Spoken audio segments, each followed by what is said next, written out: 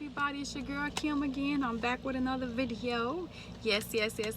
Welcome back. Come on in, come on and join me. Follow this nursing journey that I have for you guys, my testimonies, my journey, my nursing.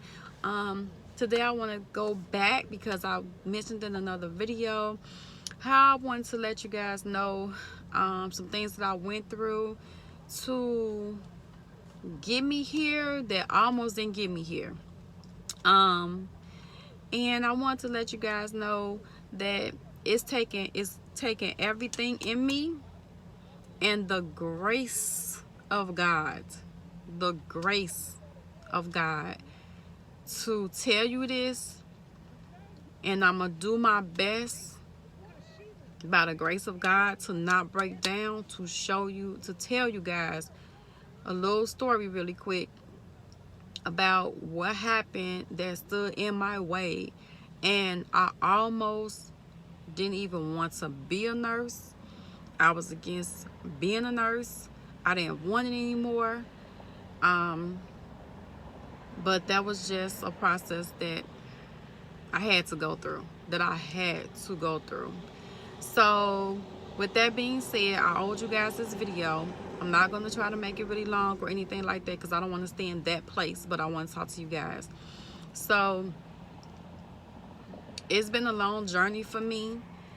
For those who have not passed or have yet to take in the Nclex or anything like that, and obstacles that stand in your way,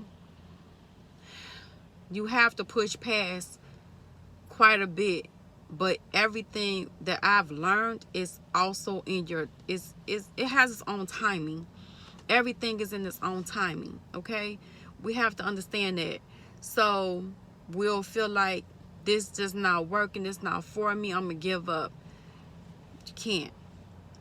If it's something that's in your heart and it's something you want to be, it's not gonna go anywhere anyway.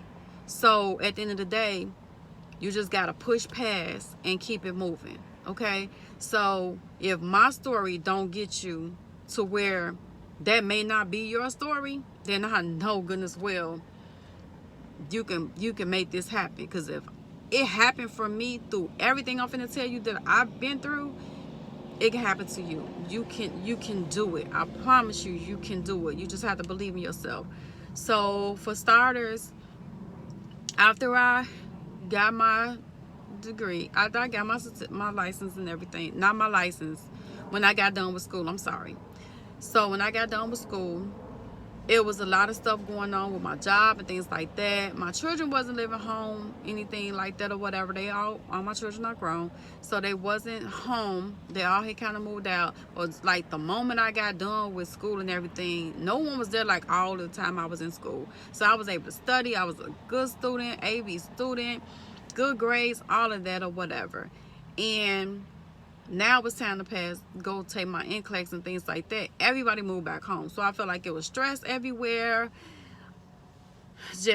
I didn't have a place to study. I really didn't own a computer. And then you're hearing everything from everybody. They like, oh, you just got done with school. All you just need to do is just do questions because you just got done with school. You don't need to read all that stuff anymore.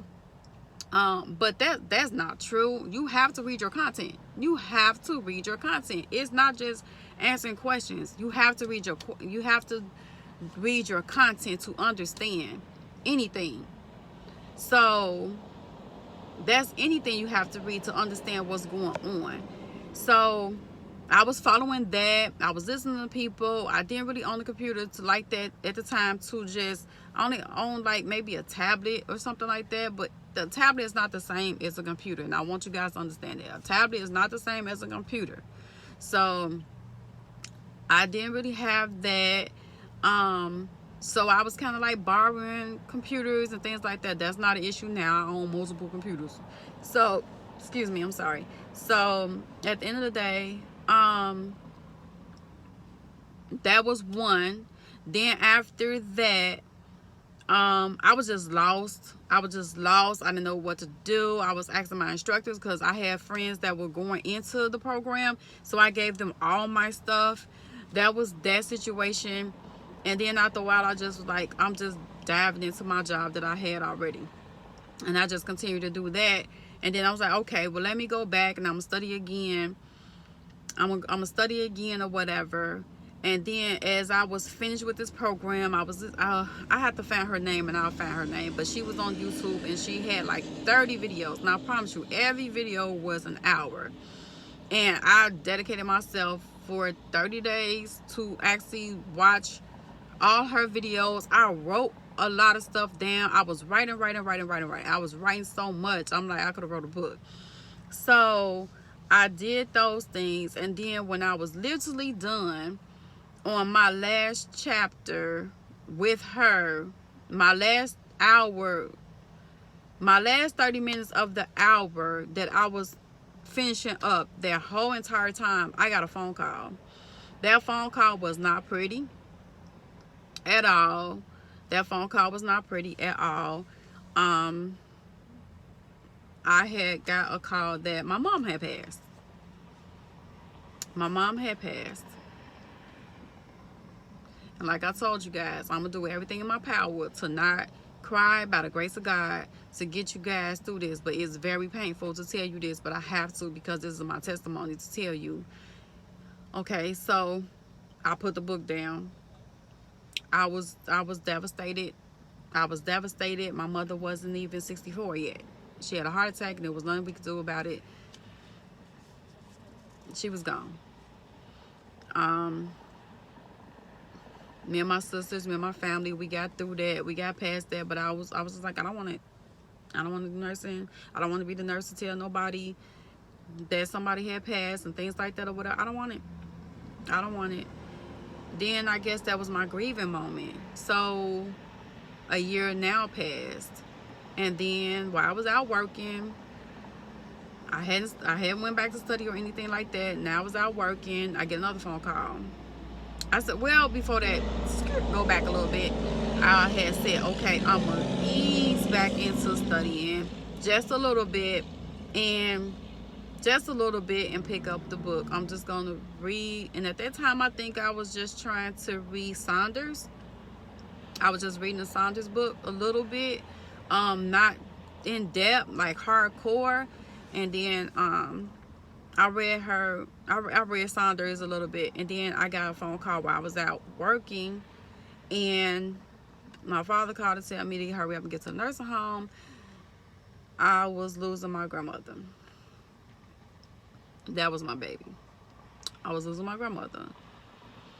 Went to go say, now with that situation, I went to go say my goodbyes, but I was able to get closure with her. I was not able to get closure with my mom, because I wasn't there with my mom, and my mom had passed.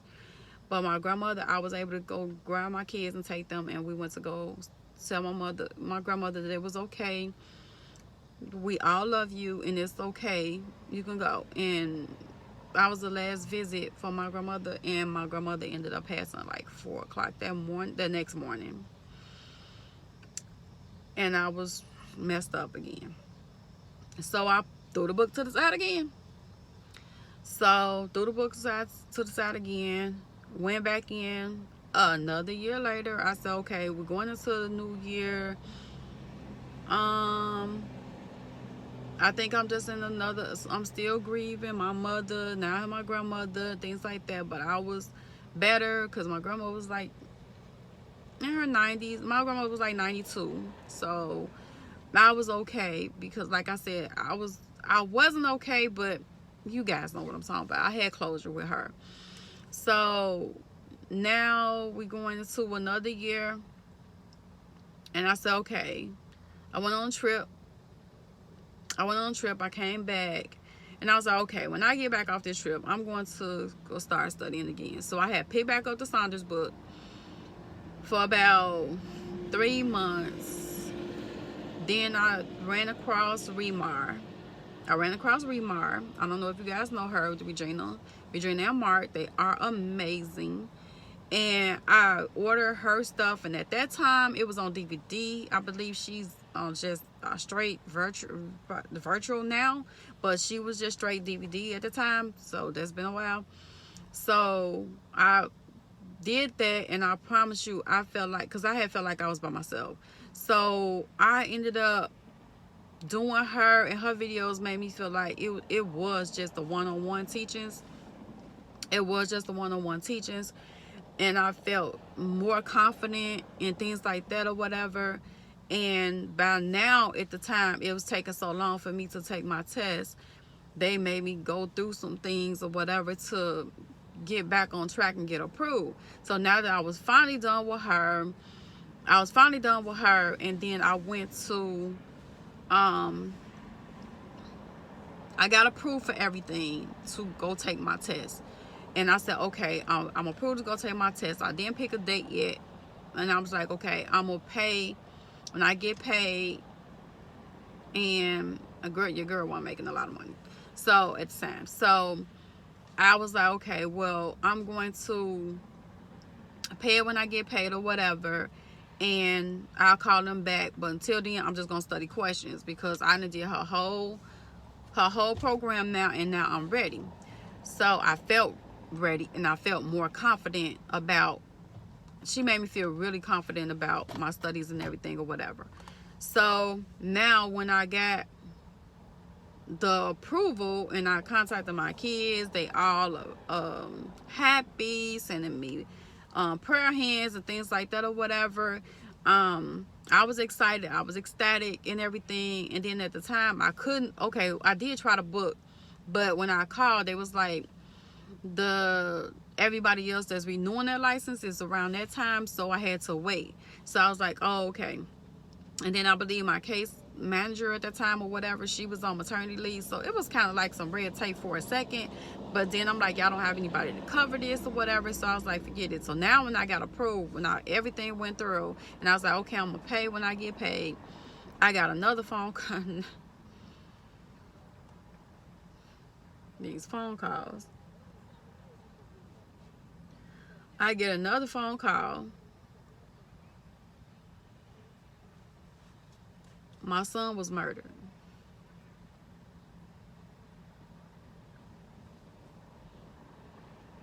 By the hands of some idiots. Just, he didn't even see it coming, y'all, at all. I can't go into it because it's still impending, but under investigation.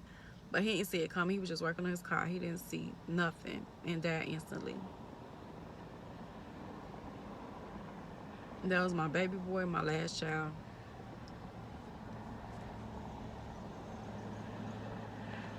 Oh, by the grace of God, you guys. Okay. At that point, I couldn't.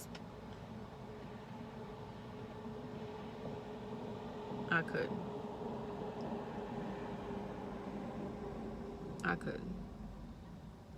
was it. I'm done.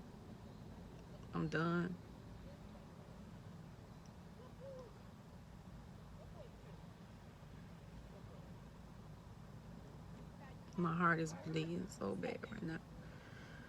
So after then, more time passed. I started losing brother-in-laws, great nephews. I almost lost my father to COVID. I'm the only child, but I have sisters, but I'm his only child. I did not lose him, by the grace of God, my last parent. And I'm not gonna lie, you guys, I just went through so many losses.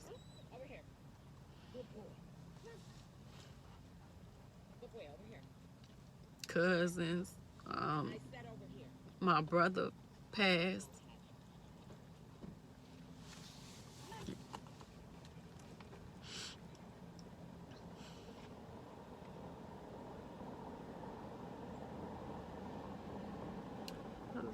I was lost.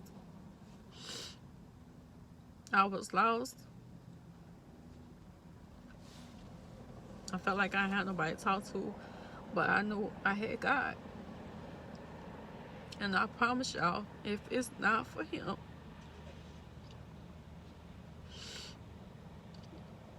I didn't want to die.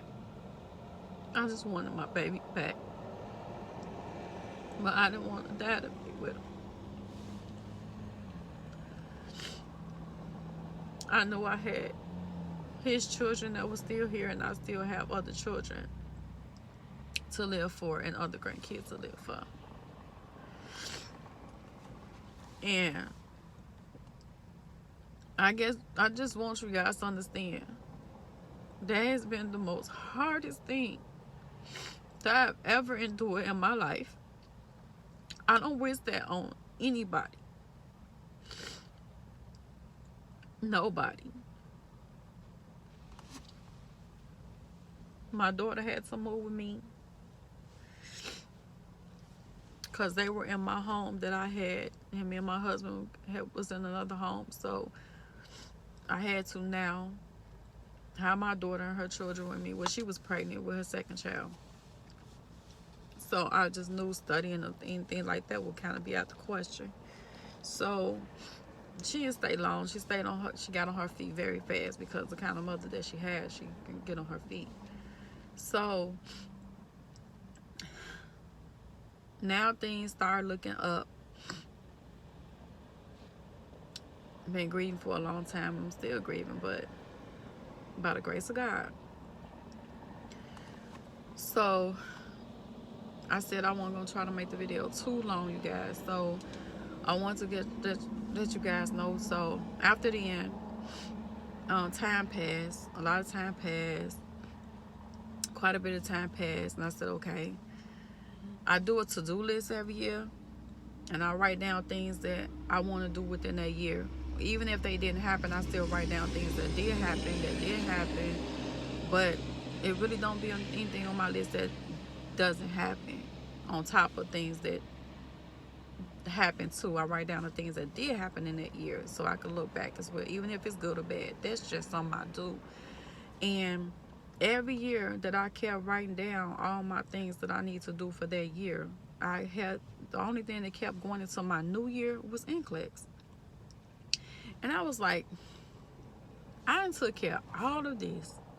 Things I've asked for, things I didn't even see coming has happened besides this Nclex. But every year I put in, I have to do the Nclex, I have to take this test, I have to set a date, I have to do all this.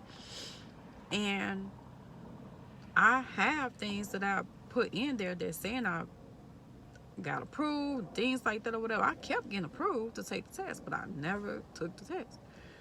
So this time I was like, you know what? My daughter needed me more. I was just in demand with so much stuff for my family and everybody pulling me here and there and here and there and here and there. And I'm just like, no. I love you guys. My daughter was moving again. Some situations happened with her. She moved back home. And then she already had a place, but she was moving from somewhere to come to another. She was buying her house. So she came back in. I said, okay, I'm going to get her settled. But let me tell you guys, I had took out 6 months. And I said, I'm going to help my daughter for the first 6 months. And the last 6 months, I'm going to do me. I said, because I refuse to go into the next year talking about this Nclex. I refused it. I kept speaking it. But I had started studying like way earlier than my 6 months. I was like, oh, my daughter just need me a little bit more financially or my time a little bit. I said, but I got to share this time. I said, I love you guys, but it has to be me. I love you, but I have to do me. It's stuff that I want to do, and I refuse to sit here and constantly help you all do what you all need to do, and then it be new stuff that y'all be trying to do, and I'm still helping, and I'm still just trying to take care of something that's old for my life. No. I said, so I love you all, but I have to be a little bit of selfish right now. I have to be a little selfish right now. And I took back control of myself. So a lot of things that I did, I read, I made myself calendars for every month that I did something. I made myself, and I stayed consistent. I stay consistent in reading something, or if I'm in my car driving, I am listening to YouTube on my phone, through the car, whatever. And I wrote down, if I did not read that day, I listened to the radio, I listened to the YouTube or the podcast or something. I listened to anything that dealt with nursing. I'm sorry guys. I took on I didn't say, oh, this subject I'm finna read this week. It's whatever I can get my hands on. It was like kind of like all over the place, and then I try to get a little consistency with, okay, I'm just gonna read farm all this week or something like that or whatever. I'll dedicate myself to that for the entire week or whatever, when I'm done or whatever. But if it was like a shorter chapter or something like that, I'll just read that week. I did not, it felt like I was all over the place, and I'm not telling you guys to be all over the place, but I just did what was working for me at the time, and I just knew goodness well I had to do something every single day. And I listened to other YouTubers that brought on other people that I had never heard of, and I listened to them, and I put pieces together of, I took something from everybody and I made it work for me. I wrote down notes. I've copied so much paper, it was crazy. But I did it and I made it happen myself. When I went to go take my test, I felt confident. And I'm not gonna lie to you guys, I can't talk to you guys about the test or anything, but how they have you come in and you take your picture. If anyone ever if anyone has gotten that far, they have you take your picture before you go in there or whatever. They register you in and they take your picture.